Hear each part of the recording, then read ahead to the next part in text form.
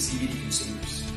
That's why we created Delight Cafe. A 15 milligram lab-tested, all-natural, water-soluble hemp CBD powder pack. It's odorless, colorless, and tasteless. Add it to your favorite drink of choice, wherever, whenever, on the go. Quickly find your calm, your balance, and your delight when you need it most.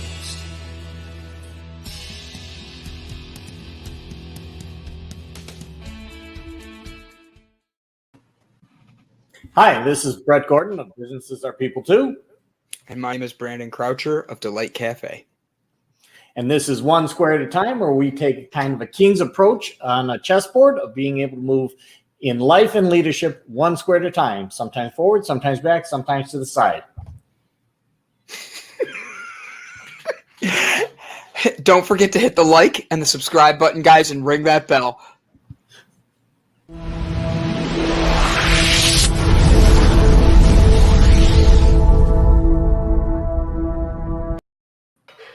Good evening, ladies and gentlemen. Thank you for joining us for tonight's main event. I am honored to be here with you guys. It is only one square at a time. Let me move this right here. Yeah? Why am I getting 1 second? What's wrong?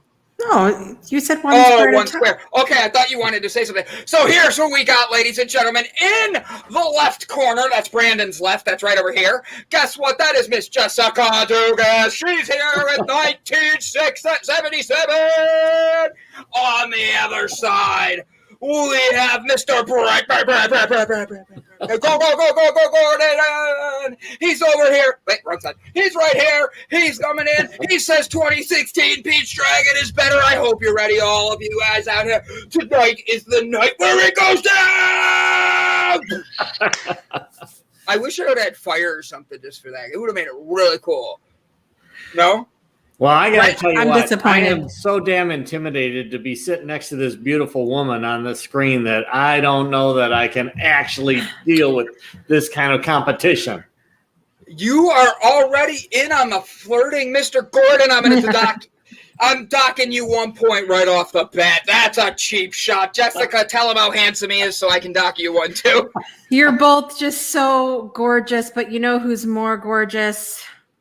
Don Blues Elliott from 1977 Pete's Dragon. Oh, she's coming out with the big guns today. You know, you look at that slick cartoon from 1977 and compare it to the hairiest dragon that you'll ever see, reminds you just of Brandon in a green suit.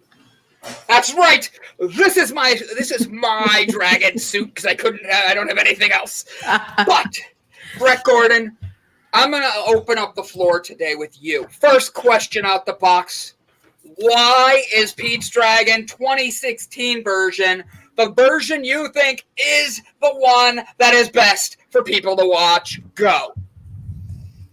Well, first of all, it's just simple comparison. You have the 1977 version of Peach Dragon of a slave owner trying to get her slave back, chasing him around with the papers that say, "I own this little boy Pete." Why would we ever watch some kind of a show of a slave owner in modern day Disney? Secondly, we've got the Dr. What the hell's his name? Dr. Terminus. Dr. Terminus is out there trying to capture Elliot, cut him up into pieces, and put him into potions and lotions so that others can stay alive. What kind of bullshit is that? This is not the kind of movie that you watch with kids. This has got such a terrible meaning to it when the 2016 version is just close to your heart. It's this boy who was in an accident with his parents and survived and gets chased into the forest by a wolf, and yet Elliot comes and raises him from a little child for the next 6 years. Elliot is like a puppy dog that takes care of those that are around him. It's kind of like Snoopy and Charlie Brown. This Woodstock. is the kind of movie Minus a point, that is it was near Woodstock. and dear to your heart, and there is just no comparison to None. the mean ugliness of slave owners and potions and potions doctors trying to kill Elliot. This is an interesting one. So, Jessica, I'm going to let you rebuttal. You come back and explain to me how you can approve of a movie with slave ownership, of child labor laws, of breaking innocent children, and trying to kill Imagine Dragons. Minus 2 points from Brett opening round with the politically correct card. Well played. Jessica Dugas in your corner. You have 3 minutes and go. First of all, okay, so listen, you can't compare a situation where a child has been clearly used by the system and ends up in the adoptive hands of these horrible people to a parent who just leaves their child in the middle of the freaking woods. That won't scare anyone today. Right? Let's have our child watch the 2016 version and have them be afraid to go to the park with their parents. Wait a second. The parents died in the accident. But he was just Why did left they leave there him in the woods. What happened to the police? The police didn't get there until much later. Okay, I would like to point out minus 5 points because I didn't interrupt you during your blah blah blah. Yeah, but I can't go along with this story BS of them leaving here. This kid in the forest, they were dead. Mr. Gordon, I appreciate your honesty in that, but guess what? I'm muting you for 1 minute. You are on the mute button for 1 minute. Jessica Dugas, take your time saying what you need. Second, don't you think we have enough BS going on in the world that we don't need to watch another movie that is so heavy that it feels like how do we even get through this and feel like movies are supposed to be about escaping to a fun, lovely place to escape the crap of everyday life, aka the news, aka everything that has been this world since 2020. And this movie, the 1977 version, has humor. It has campy, hokey, as you called it, fun. It has an entire album of amazing music that is just so fun to listen to. And it has lessons, and it had so many leadership tools that I ran out of room on my paper. Oh, all right. Mr. Gordon, how do you stand with yourself being able to with being able to approve of a movie where they left a child, and I quote, as I watched the movie this afternoon and took very few notes, I would like it to be known that the child was in the woods for 6 years and he was only like 8 years old. That is a long time for the police to give up. And you approve of this? I didn't approve of it, but he was taken care of by Elliot, and nobody could even find him for 6 years, including the forest rangers who knew the forest like the back of their hand, until the one day that the lumberjack's daughter happens to be open enough and innocent enough to kind of look out into the forest and sees Pete and is surprised. And then she chases after him to try to form a friendship with him.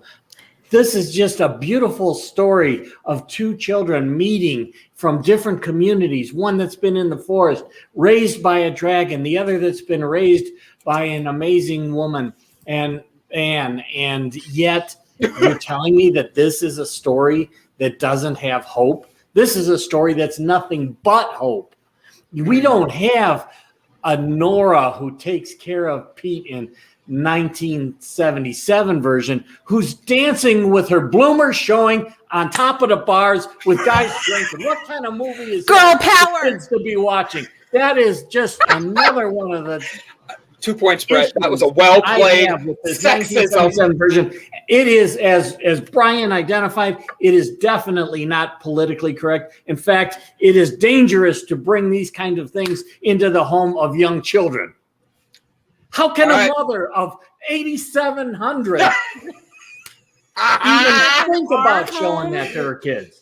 In our home, Brett, we have discussions when we watch movies to explain to the children that it is important for us to learn history, to learn what movies and themes and how things were back in that time, to tell them that that's not what's done now. We don't just tear down statues because that's not what's done right now. So that is correct. I will go along with not tearing down statues. But that is exactly why we point out just how Jack in the 2016 version is kind of the bad lumberjack. I'm sorry, Gavin. No. Yeah.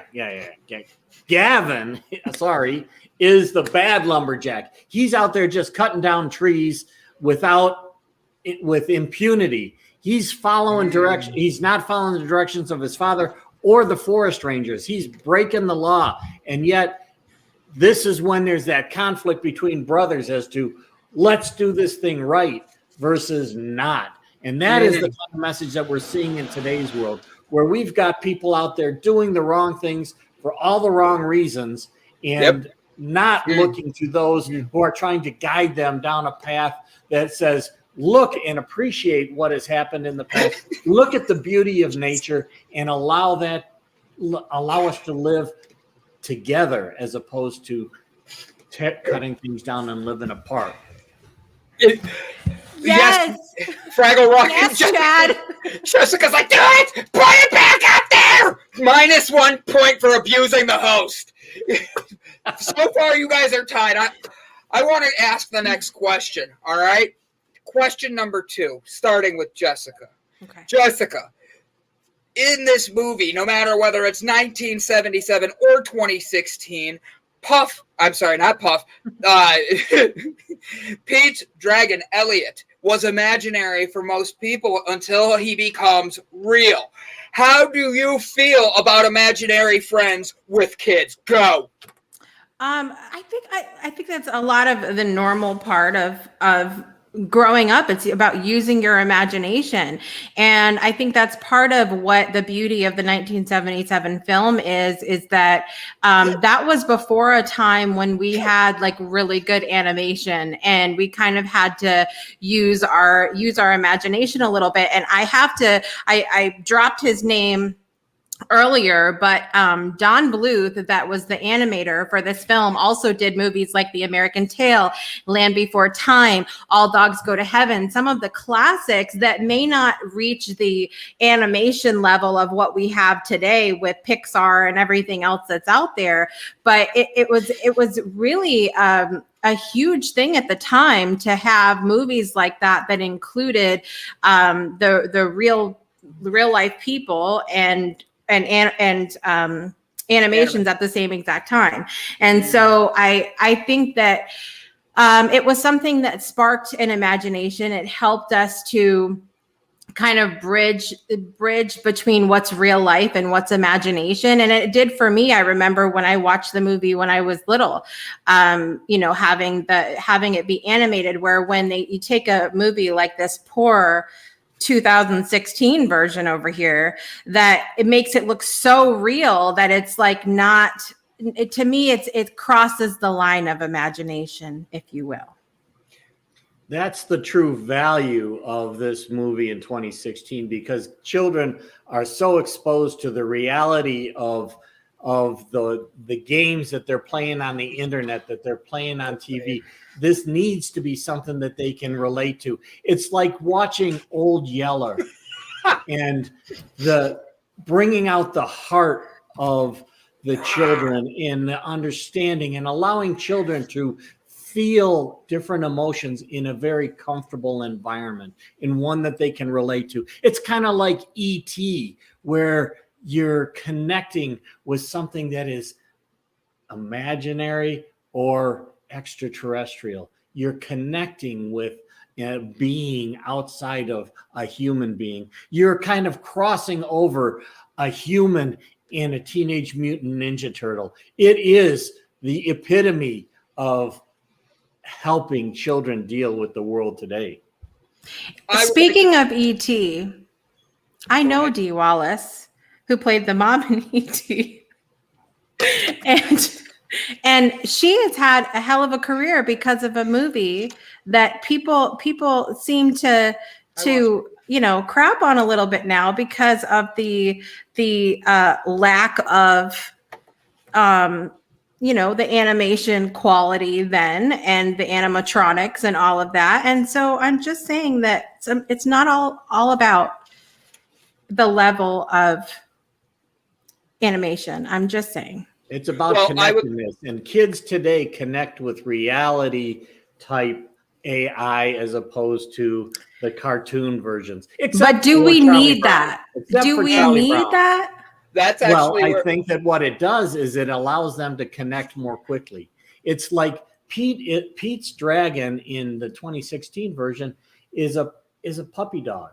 It's a nice, hairy, soft thing that Pete cuddles up with at night in order to stay warm, and Elliot puts his wing over him to keep him protected. I mean, that's motherly love at its best. So, moving on, graphics. I want to hit graphics versus graphics. Question with what Jessica and Brett were saying is very interesting. But the thing that I'm going to give the point for is Jessica on this one, because the graphics in 1977 were nowhere near ready to be out there like that, to look like a little boy was being held. All right, but the thing in Pete's Dragon, the newer one, they've had decades, and they had cameras and green screens. Here's the thing. They were trying to compete with Game of Thrones type dragons, and they did wonderful. But that was not the point of the movie. It was to make me cry. So, no points for 2016. 2016 is exactly what you're trying to say. 2016 is the one that people can connect with most because it's like what we see today. And people migrate toward those that they recognize and feel comfortable with. That is why the graphics of today's world, look at that. It even there you go. There is your technology of 1977 versus 2016. You know what? I'm going to actually rebuttal that with, you know what, Brett? I'm not going to take away a point. I'm going to mute Jessica for 1 minute. I muted me, my bad. I'm going to mute Jessica for 1 second, for 1 minute. But next question. With Pete's Dragon being a Disney movie where we can relate it back to classic directors, classic art people doing art and all that, with the new one, the 2016 one, we can't even remember who the director was without looking it up. How can you justify the Disney on top of it from where it was with the love before? Because look, you have Opie's daughter as the mother character in the 2016 version.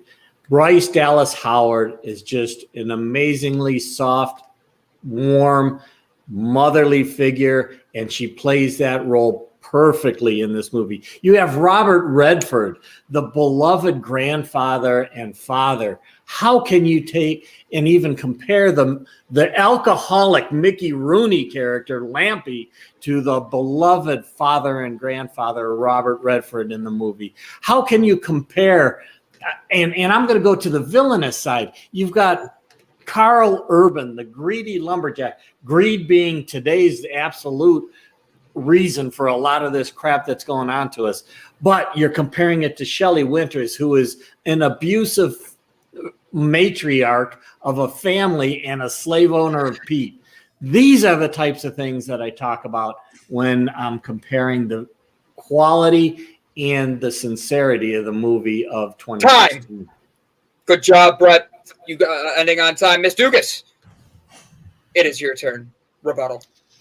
There is a big rebuttal here because you're comparing apples to oranges. You're calling the villain the lumberjack in the 2016 movie. You're comparing to Shelley Winters.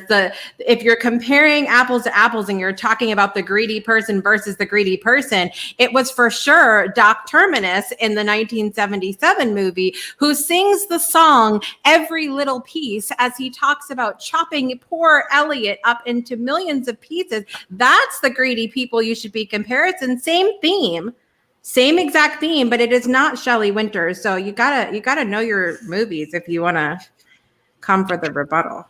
So you've got two controlling, greedy, miserable people in the 1977 version versus 2016, where yes, Dr. Terminus is trying to cut up and kill in Pete Elliot in order to be able to get his money, where Carl Urban as the greedy lumberjack is tranquilizing him so that he can sell him for tens of millions of dollars alive so that others can see him, so that others can appreciate that there are dragons out there. And those things that even though you don't know about do truly exist.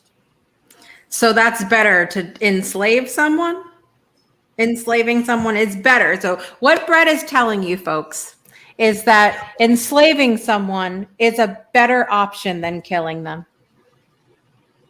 I'm saying that you don't cut up it, which is better, to keep a rhinoceros in a zoo or to kill it and take its horn and put it into medicine. That's what the comparison truly is. Neither. Leave them alone. Bring them to where they can actually maybe reproduce and propagate, as opposed to cutting them up so that humans can use them for BS reasons. But see, Doc Terminus could have had a very similar argument of going, I'm just trying to keep people alive. I'm just trying to create a medicine that helps people. So isn't it perfect? Then are you pro killing rhinoceroses? Oh my God. Well, not me. Well, you're trying to defend that position. Well, you're pro keeping slaves. No, I'm pro keeping animals alive so that they can propagate. Slaves. No, propagate. No, you said so that people could see them. Yes, and propagate, I said, so that you and can, he could make a profit so that rhinoceroses can continue to be alive. Look at the white rhinoceros. What you're saying, go ahead and kill the rest of them. No, they're already dead. Stuart watched a little show that we love here called Jabba Delight and listened to our rhino expert that was on the show recently. Absolutely. And Stuart made a I'm sorry, the comments are great right now. So he said a rhino can remain perfectly healthy without a horn. So he's rebuttaling and defending Jessica, but he did defend you earlier to get you a point. And then he says, and regrow it just like lizards or men. So And where are rhinos primarily kept now? They're kept in parks so that people can see them. Brett, we're not talking about rhinos. We're talking about dragons. Right, and you want to kill the dragon and feed them to people. I don't want to kill the dragon. I'm comparing your comparison of the lumberjack to Shelley Winters, and it was not. It was you're deflecting, deflecting erroneous. There's two villains in the 1977 version. Right. There's only one. So let's make it real fluffy to say there's only one bad person in the world, boys and girls. No, there are bad people everywhere. And there's good people everywhere, and that's why you have Opie's daughter in the movie. And I got one more rebuttal for you as you talk to my friend, my grandpa in my head, Mickey Rooney. Mickey Rooney, okay, he may have been a drunk in this movie, but the point of this was that literally anybody can help. Anybody can help someone else. It doesn't matter what your flaws are, that you have the opportunity at any time to help someone else. And Mickey Rooney did that with a beer in hand, damn it. Anybody can help, and it all depends on the role model that they then present after they help. Puff the Magic Dragon Robert is everywhere. Redford is the perfect grandpa. I'm listening. I thought you were gonna. You had a rebuttal for that. All right. So, my next question is actually from a caller. Let me take this. Hello. Yes. Yes. So, they say they want to know which one of these movies actually almost didn't make it to film. The 1977 version, were they supposed to make it only make a TV thing of it, or the 2016 version with the remake meant to only go directly to download? Thank you for calling, Mr. Disney. Go ahead.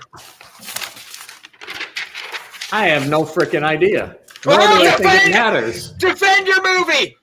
It matters not. Miss Jessica Dugas, go. It was the 1977 movie that was supposed to be a made-for-TV movie. It actually got postponed quite a long period of time, and it ended up making more money than they expected it to, actually. That's true. Actually, you're 100% correct. It was supposed to be a 2-part made-for-TV movie, and it got postponed a lot, and then it ended up with all the footage they had, got turned into an actual Disney movie and broadcast in theaters, and the projections for it were very low. It actually stayed in theaters for an extra year longer than anticipated. So, well done, Miss Dugas. That was just a random trivia. Mr. Gordon, I tried to help you there. All you had to do is agree that Brandon's the best, and I would have given you points. I haven't actually seen the remake. If Disney doesn't have the talent to create an original movie and cash in on the childhood memories of parents, they don't get my time or money. And it looks like it said ass to me because of my dyslexia. So thank you, Mr. Lone Wolf, for your comment. They should not. I will agree. They should not have even named the second movie Pete's Dragon. They should have named it A Boy and His Dragon, because there is no similarity in terms of the storyline, the real tight storyline of the 1977 version to the 2016 version. 2016 should have been like A Boy and His Dog, A Boy and His Dragon. And that is where I think that Stuart is absolutely right, that it should really not have been positioned as a remake, but as a new movie. And I actually have a question on that. We have these two movies to compare. How do you feel of remakes? Should they be left alone, or are they worthwhile? Miss Dugas, go first. I personally, I actually agree with my opponent, Brett, on that. I don't think it should have been a remake. I think I like the idea of remaking a concept or extending the story of some kind, but not so much remaking, especially things that are clearly a classic like the original Pete's Dragon, because this is something that even with to use Brett's word again, hokiness of it, my little ones love it and really enjoy. I have one child who is now, she needs to leave the house because she doesn't like Pete's Dragon or Harry Potter. I was just like, get out. Wow. So I don't know what happened there. The stork. Anyway.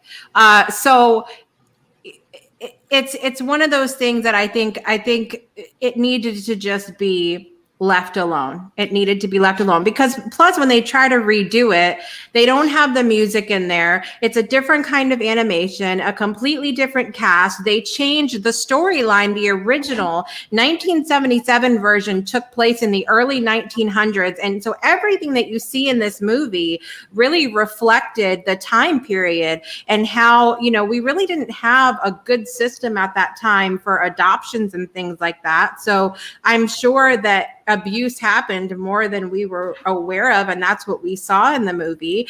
And it also took place in New England. The remake was done in the Pacific Northwest and in the early 1980s. So completely different time, completely opposite coasts in America. And so of course you're going to see vast differences in the storyline because those are two very different ways of life. Mr. Gordon, I gave you 2 points for being quiet through the whole thing. Congratulations, Miss Dugas. You got 10. You're up 10 points. Now, Mr. Gordon, rebuttal. Well, I think that it should have been a different name. I like some of I don't like musical comedies except for, well, I take that back. I do like musical comedies. I like Mary Poppins. And believe me, in this case, this movie, this Passamaquoddy, is nothing like Supercalifragilisticexpialidocious. Now, that's why I think that, even though it does bring in the old Disney kind of musical comedy fantasy movies, I would much prefer the Pete's Dragon of 2016, which is a fantasy adventure in a more tangible way in terms of life today, and one that people will resonate with longer into the future than Pete's Dragon, which is kind of 1977, which is kind of fallen to the wayside, almost like the Mickey Mouse movies, which rarely are seen by kids today. That is actually a very good, strong point. Miss Dugas, would you please rebuttal back to children aren't watching movies the same that they used to? I would say that it is a failure on the part of many parents today to not expose their children to the nostalgia that was available to us as children. Amen. My children were so disturbed that anyone on this planet would think that the 2016 version was better. They said, what can we do to help Brett? What can we do to help him? And we have turned into a society of snowflakes. Snowflakes. The worst part is, I think Brett Gordon would agree with you on that one. And he says it like that all the time. So, Mr. Gordon, I'm going to switch the question so you could stay in this. Jessica Dugas, only 1 point on that, 35-28, ladies and gentlemen, just in case you keep the score right there. So, Mr. Brett Gordon, next question. What is the most crucial part in your movie that is not in the original movie? Go. Yeah, I knew I'd get you with that one. There's tons of things in my movie that are not part of the original. Name one and I'll give you 5 points. You get a chance to actually see the history of how Pete was taken in and raised by Elliot in my movie. In the 1977 version, Elliot is just there. You don't know any of the backstory. How did Elliot get there? It's not an imaginary being in either case, but it was not there. So knowing the backstory is helpful to understand and relate to Pete and his very tight, warm relationship with Elliot. You know what, Mr. Gordon, I'm giving you those 5 points. Ms. Dugas, you better have a good rebuttal to why your 1977 version with the racism and children being worked to death, you better have a good retort for why your movie is the one that people should be watching. And go. Well, quick rebuttal to what Brett said. We didn't need all that backstory for the 1977 version because we had a damn imagination. We didn't need all that stuff. Dirty talk. Dirty talk. We didn't need that. Okay. Listen, I wrote down how many themes played out through this hokey movie with all this music we don't need and crap animation, as Brett has shared. This movie talks about abuse, adoption, friendship, imagination, assumption, faith, hope, grief, authenticity, family, the power of influence, the medical system, government, trust, scams, perspective, inclusiveness, fear, greed, education. It touches on all of these topics through all of the silly little songs and the horrible animation and all of the imagination that we had to use because the little snowflakes didn't get a backstory. It had all of these themes. In addition, I think it really focused on the fact that this was a period of time. This wasn't anybody that, looked over a forest or did all of these grandiose things that also saved the day with Pete. This was a literal drunk, a woman in a town full of masculine energy at a time in history when women did not have the power to, or were not given the credit for the things that they did. And these people, with all their flaws, managed to save the day anyway and take in and nurture this little boy who needed it. That's why, because it was at a period of time when it wasn't a thing then. It wasn't a thing, and it happened anyway.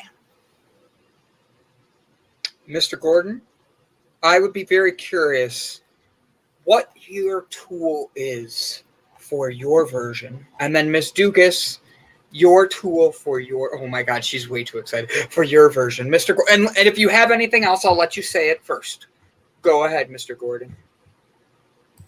Well, I just like to say that I think that with all of those themes that are in the movie that Jess brought out, it makes it just somewhat overwhelming for the children of the world to really be able to understand what's going on.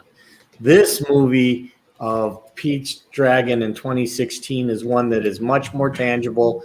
It's not as convoluted, so that it is something that's much more relatable and can present an opportunity for children to feel emotions without being overwhelmed by all these underlying storylines. Take it into yours. Take it into mine? Yeah, take it in yours, buddy. What's your what is your tool? Now I can't even get that out. What is your tool that you're going to take it in, buddy? Well, to me, the tool in this case is a warm heart. A warm heart from a mother in the Bryce. -2, Jessica, for being passive aggressive with that. A warm heart for Elliot, because at the end of the movie, here is the real crux of everything coming together.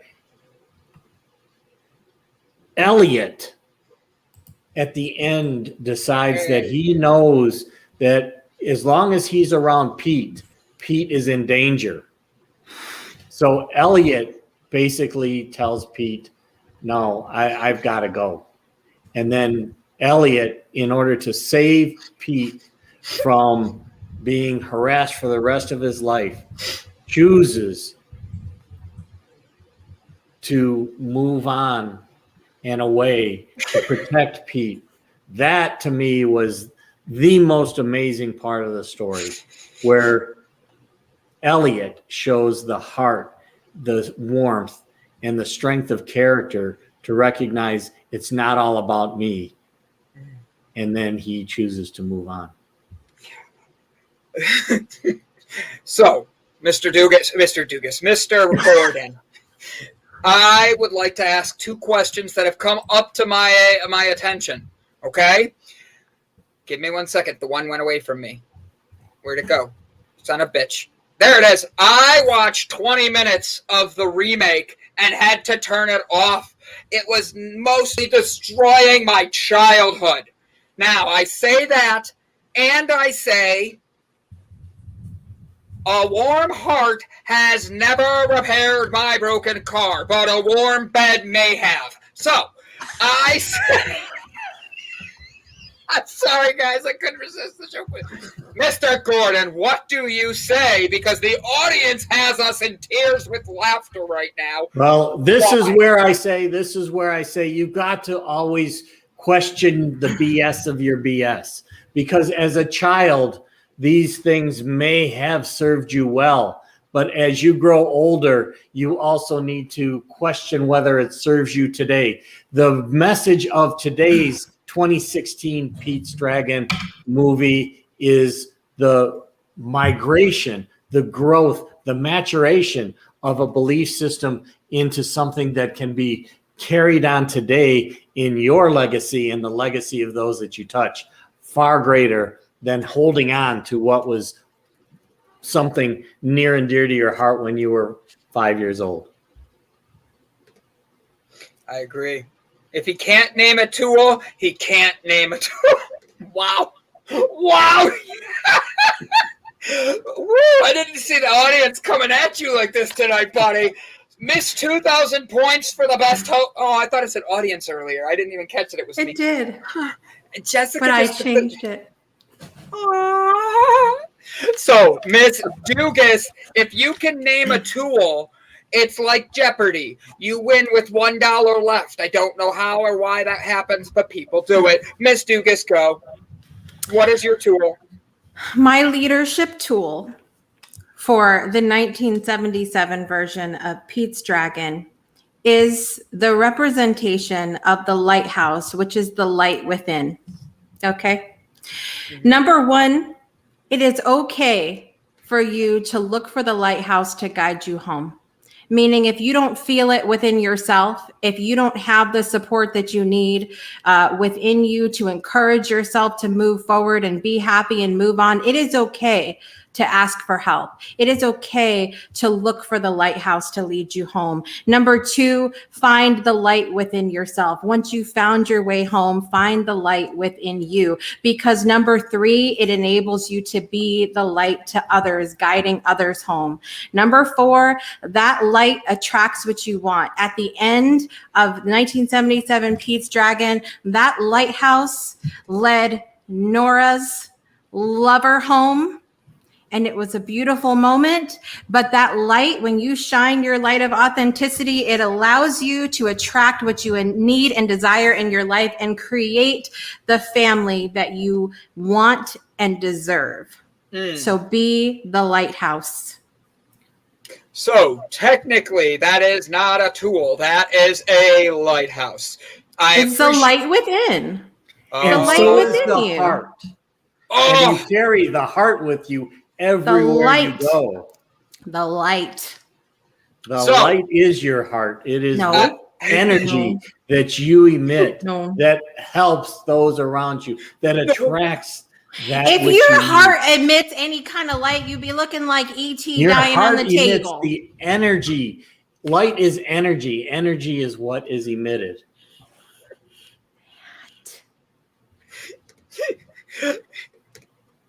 And you have to have a heart in order to fix your car too. Technically, he's right. You do need to have a heart, but a warm heart has not fixed a car. Well, that's not true. I know a mechanic that fixed my car once because he said I had a good heart. So I have to give Brett some points on that one because that is a fair retort. So here's where I stand. What? If we look at another fantastic, hokey, musical kind of movie like Wizard of Oz, he did not have a heart within him. Or a brain. And he still got shit done because he had a light that he shined. Wow. Hold on. Let me, reach for that one with you. All right, good. So, next. You telling me I have changing my name? Uh-oh. We're on to, it's like a outfit change for like a party. Now I'm fighting Dorothy. No, she's be the light, mother effers. All right, so with this all being said, be the heart. So these are both very good ones. And truth is, I think both of you brought some really good points. I love that our audience got in here. So much has changed, though. We cannot even enjoy the rainbow without feeling the need for piercings. And you know what? I know what he means there. Heart, brain, courage, and home. That's what you need. Nobody else needs to understand us, Chad. Got you, bro. So, are you telling me I have a cold heart? Brett Gordon, go. No, not at all. I'm saying that the warmth of your heart is your choice. Oh, this is a good answer. I had a mechanic fix my car because I had a pretty face. Something women could do that men can't. And crying at tickets. I have never gotten out of a ticket when I cried. I get the ticket when I cry. The cop's like, suck it up, buttercup. Here you go. I'm like, oh, man. So to me, what we've really drawn out here is that there are different times, there are different beliefs, there are different things that we have to use in the way that we lead our lives and help to influence those of others. Whether it be a lighthouse or the light of your heart, the key is to be able to reach out and allow that to shine in its brightest possible form. And that will draw the energy that you have within to bring you the support and help that you need at the time that you need it, and to offer that same support and help to others around you when they need it. Ms. Dugas, do you have a rebuttal? Because I think the winner is our audience. The winner is definitely not the Ninja Turtles onesie. It is for sure the audience. Yes, absolutely. Wait, what did I ignore? Whose comment did I ignore? Deodorant usage will bring me support to help. Wait, what? What? Now I'm so confused. Brandon ignored my comment. All right, hold on. Give me a second. Hold on. The light is the most important tool in your toolbox, because without it, mother fathers, you can't find any of the other tools. Mr. Brian Tracy coming through at the end with the save, the mic drop. I saw it. Never look directly into the light, though. True. Look directly at the sun, but not the light. All right, moving on. Ladies and gentlemen, I want to thank you. This has been One Square at a Time, where we've had a wonderful conversation today, going back and forth about the movie Pete's Dragon. Now, I'm going to give the floor over to the two of them to now nicely, because I called the audience the winner, have anything extra they'd like to add to their conversational pieces before we go on to the last part of the show where you both sing and dance for me. Go. No singing and dancing from me. Minus 5 points. Every little piece. Every Plus 5 little points. piece. See? That's how that works. Here's what I say. Bringing in another Disney movie. This is showing how, I gotta get this right here, the Beauty and the Beast can come together to help the world. Tale as old as time. There you go. I'm trying to think of what he says. I know the song. I just can't think of the first True one. as it can be. Barely even friends. Come on, Brendan. Mine is quoting another Disney movie. Hakuna Matata for the rest of your days. It's your problem free. Okay, I'll stop. That's Philosophy. a teenage... Hakuna Matata. We both timed that. Shine bright like a diamond. Sir, if you pick a winner, I'll send pizza. Ooh. How could a Ninja Turtle say no to pizza? I know. The winner is Brandon. Brandon's into fitness pizza in his mouth. I'm in shape. I'm round. I think I'll Turtle soup. That's not nice. That's not nice. Those are my cousins. Why? See, turtle soup is kind of like the way that they were treating Pete in 1977. There was no song, by the way, in Pete's Dragon about the heart, but there was, however, a song about being the light, which was Candle on the Water. I'll be your candle on the water. So next week, She's got we'll be the having voice of an angel. I'm not going to fight that. Brandon. I know you're lost and drifting, but the clouds are lifting. Don't give up, you have somewhere to turn. See? It's all about being the light. Once around the river bend. That's all I had. Isn't that one of their songs? Was he talking about a rubber band? Sorry. Ever see short animation of round animals? You know what? I love how you guys have fun with this because that's Pocahontas. Thank you, Krista. Thank you. You know what the worst part is? I'm trying to think of an Aladdin song, and I can't get anything out of it. One jump ahead of a bread line. Not that one. Where? Not that one? Which one are we talking about? What's You up? ain't never had a friend like me. I love that song. I'm sorry, Miss Jackson. Ooh. Woo! I am for real. Never meant to make your daughter cry. I apologize a trillion times. I'm sorry, Miss Jackson. Nobody. Okay. Moving on. Crystal Wolf. That's the one. Crystal. Kevin Kiley and I will be singing that song on the next episode of Throwback Thursday. Wow. I don't believe you can sing it. Go. I'm not doing it right now. You got to tune in. No, I wanted to sing that one. That was the one I wanted. Like Crystal got the one I wanted. Can you see the world tonight? Tonight. Oh, tonight. Tonight. I don't have anything. The sun will come out. Tomorrow. Bet your bottom dollar that tomorrow. There'll be sun. Just thinking about tomorrow clears away the cobwebs and the sorrow till there's none. When I'm stuck with a day that's gray. Okay. Guys, I have to be honest. This was one of my favorite One Score at Times.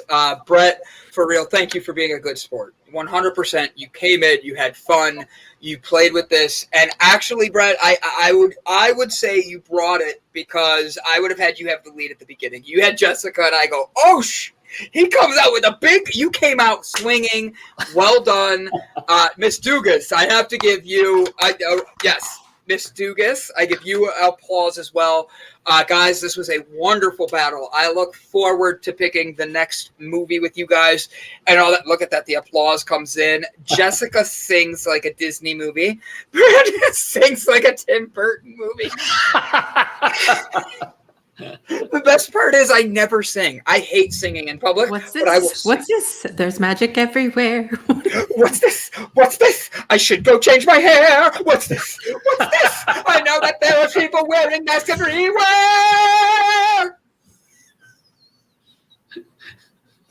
Hold on, I'm sorry.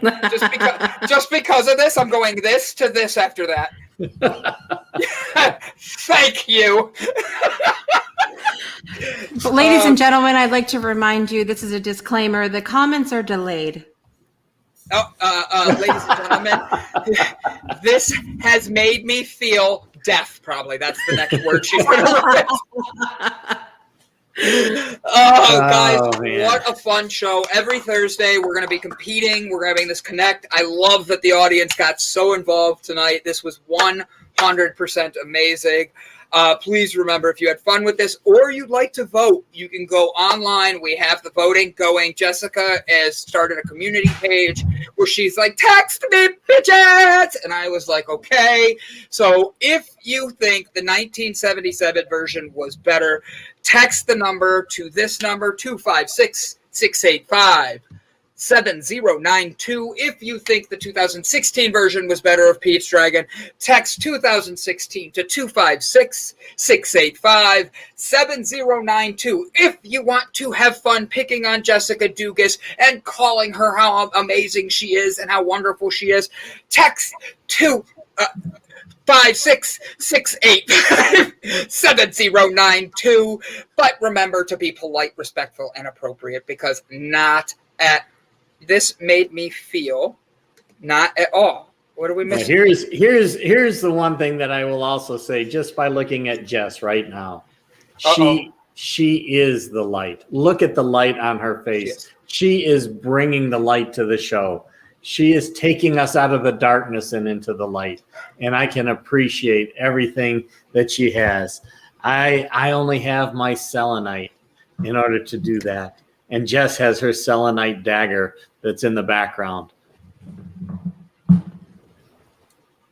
Let these crystals bring safety and cleanse the world around you. Hold on, I'm coming. Amen.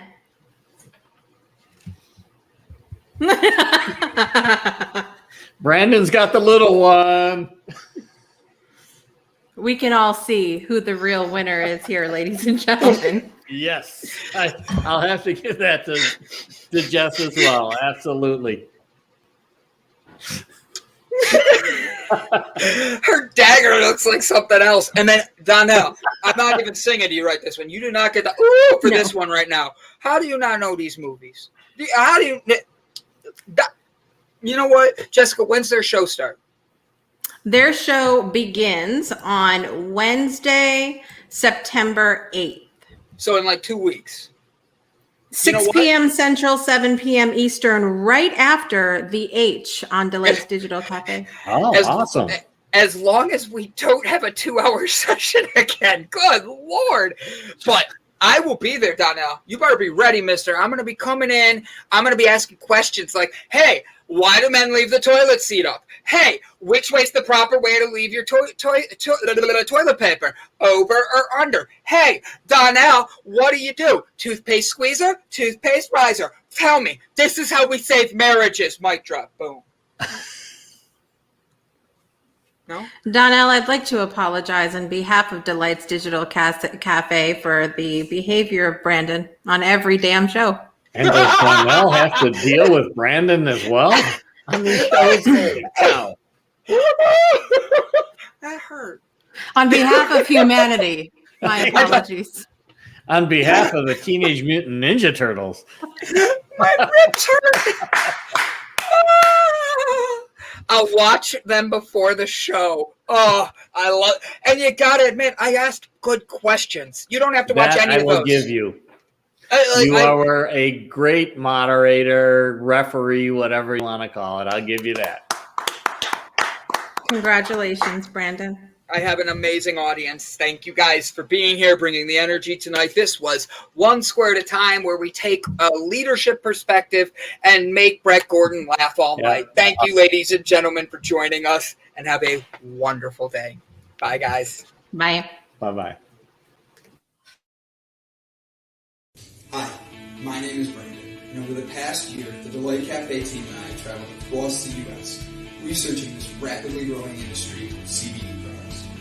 What we have found throughout the industry were products that were inconsistent in dosage and used ingredients that weren't even lab tested. Products with chalky textures, bitter aftertaste, and worst of all,